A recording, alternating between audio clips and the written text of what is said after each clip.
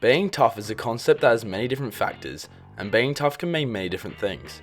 In the AFL, it can mean always getting up after you're pushed down. It can mean being an enforcer and someone who people would not want to mess with, and it can mean playing through injury and challenges for the greater good of the team.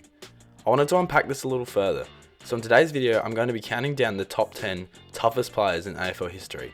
These are players from the AFL era too, so 1990 to present day. And obviously tough is a bit of an abstract idea, so I'll try and take all factors into account on this list. Make sure to like if you enjoy, follow the Discord and TikTok, and subscribe, as only 9% of you guys are actually subscribed, and I'd really appreciate it.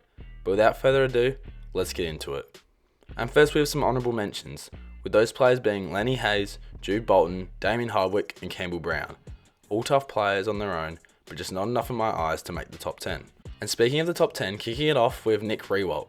Playing his whole career at St Kilda, he was known for his relentless attitude, every fan becoming very well acquainted with one of the most courageous marks of all time. Overcoming adversity at every turn, Nick was well practiced in his commitment to the game and his intense work rate. Campbell Brown, another tough player by the league's standards, noted Riewoldt's work rate in his leading ability and general motor, saying he came off the field nearly physically sick after defending Nick. It's also worth noting that due to a condition, Riewoldt's knee would swell up after every game, and he would have to get fluid drained out of it. But without fail, come the next week, he was out there giving his all and dominating his opponent. Next up, we have Byron Pickett landing at the 9 spot. A 10-year career that spanned across 3 teams and 204 games, Pickett was seen more as a rough and tumble enforcer. He was built like a brick wall, and any attempts to body or fight him were bound to fail. His slightly dirty nature and hits off the ball are a reason that he doesn't rank as highly, but his impact on the game through brute strength and resilience was undeniable. It's also worth noting his Norm Smith medal in 2004 as a major part of Port's one and only AFL premiership. Similar to Barry Hall, I'm sure opponents were very wary when lining up on Pickett come Saturday. He broke Brendan Crummel's nose in 1999 with a bump and was suspended for 6 weeks in 2005 for knocking out James Begley. A crash and bang player, Pickett brought strength and brute force to AFL in the early 2000s. Mark Ricciuto comes in at 8th. An 8-time All-Australian and a Brownlow medal and premiership winner, Ricciuto also experienced a lot of success due to his tough and hard-nosed nature. With an uncanny ability to charge into packs and exit cleanly with the footy, Roo's toughness was also backed up by his silky skills in a contested setting. He was integral in establishing the Adelaide Crows as a respectable organisation within the competition, and his ability to win the ball under pressure stood out in these scenarios. The combination of both attributes is similar to a number of successful players in the modern game, and reinforces the ideal talent of a midfielder. Ricciuto went hard at the ball and showcased his pure skills, these abilities becoming a deadly combination. A player who I didn't know much about until I started researching for this video, Glenn Archer comes in at 7. Archer had a reputation as one of the most courageous players ever to step foot on an oval. As a defender, he played the game with an unwavering respect for his teammates and his goal of putting everything on the line to win.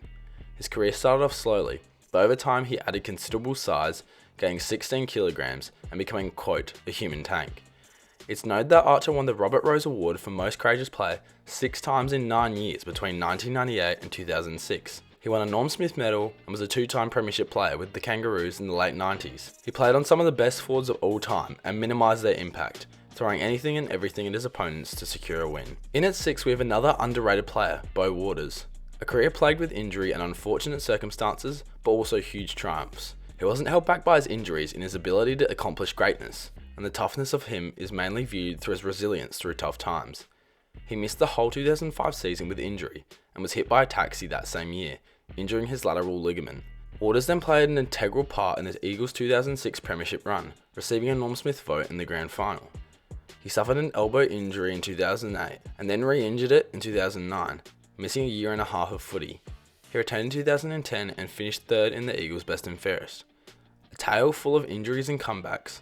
I wasn't truly around to witness most of Waters' career, but I've learned that his resilience in the face of adversity was a main factor in him being one of the toughest players ever. One of the biggest and baddest players of all time, I had a hard time ranking Barry Hall, but this is where he comes in, at the 5th spot. Fighting and beating opponents doesn't make you tough in itself, but it does contribute to your presence as a tough opponent. It can be said that Barry didn't fear a player on the field, and I'm sure all opposing players took note of the notoriously angry and out-of-pocket Hall. Who could forget him knocking out Brent Staker, or getting Scott Thompson in a headlock, or giving away a 150-metre penalty? But that's also why he doesn't rank any higher here. Toughness isn't only defined by your ability to fight and impose, but as I mentioned earlier, it also encompasses your ability to be resilient, and the way that Barry responded to controversy doesn't really embody this fact. Another controversial choice, depending on the way you look at it, I have Joel Selwood at the 4th position on this list. Many older or critical fans of the modern game may point out his ducking and plays made for free kicks, and I do acknowledge that Selwood capitalised on these aspects of the game, but it can go without saying that he put his head over the ball every chance he got, with what seemed like no care for his own health. The image of Joel Selwood with a bandaged head is synonymous with the Geelong Footy Club for me, and it seems like every week he was pulled off the ground for blood rule.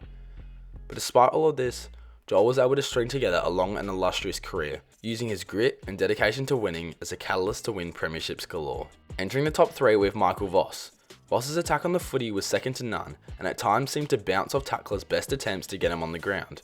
An example of his tenacity and also pure winning pedigree came into the 2002 Grand Final. Collingwood player Scott Burns threw everything at Voss, attempting to bump him over. Voss of course continued forward and set up a goal for his team, before letting Burns know that his best was simply not good enough.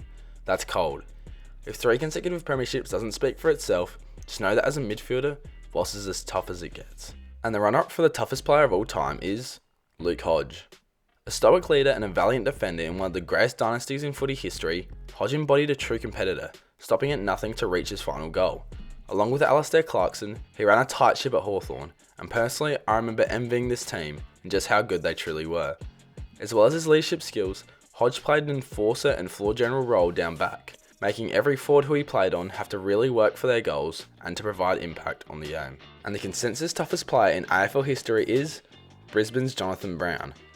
A man who is quoted as saying he doesn't need his face to run, and a man who took one of, if not the, most courageous mark of all time, Jono Brown will go down as a hard-headed footy player who stopped at nothing to help his team win. As a key forward, Brownie's pure attack on the ball was unrivaled and put fear into his opponents. He's had 15 plates and 64 screws inserted into his face, but didn't let these injuries hold him back from greatness. At many points, club doctors feared for his life. And of course, he was no slouch of a player, kicking 594 goals and winning 3 premierships in 256 games for the Lions. Brownie was never scared in the face of danger and used his bravery to his advantage in an award-filled career.